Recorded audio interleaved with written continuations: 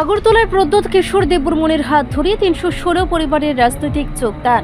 ত্রিপুরার রাজনীতিতে ফের একবার জনসমর্থনের জানান দিলেন প্রদ্যোৎ কিশোর দেববর্মন।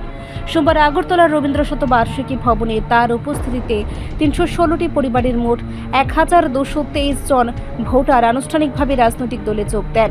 রাজনৈতিকভাবে তাৎপর্যপূর্ণ এই যোগদান অনুষ্ঠানে আগরতলার রবীন্দ্র শতবার্ষিকী ভবন ছিল কার্যত উপচে পড়া ভিড়।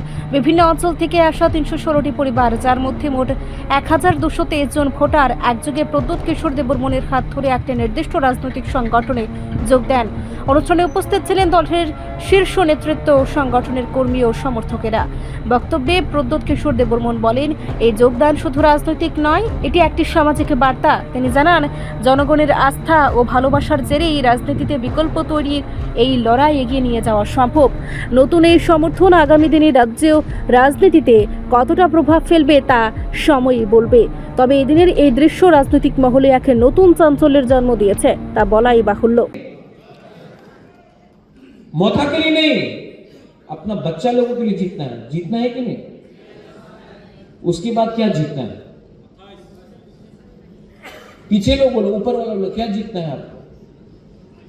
आपको खुद का अपना बुकुंबारा मुख्यमंत्री होना पड़ेगा, तभी आपको आपका लैंड का अधिकार मिलेगा।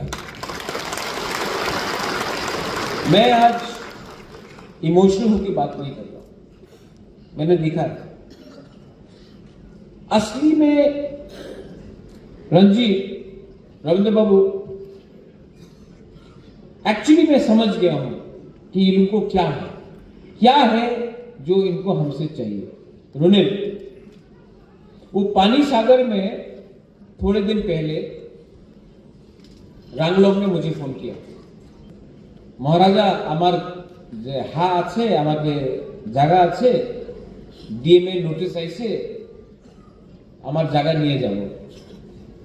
এই জায়গাতে এই গ্রামে তো আমি 100 সাল হয়ে গেছে, আর আজকে বলে কি নতুন টাউনশিপ হবে, নতুন টাউনশিপে আমার জায়গা নিয়ে যাবে, আমার 1 টাকা দিয়ে যাবে না, কেন কি আমার পাশ পাট্টা নেই, এই তো খাস ল্যান্ড আছে।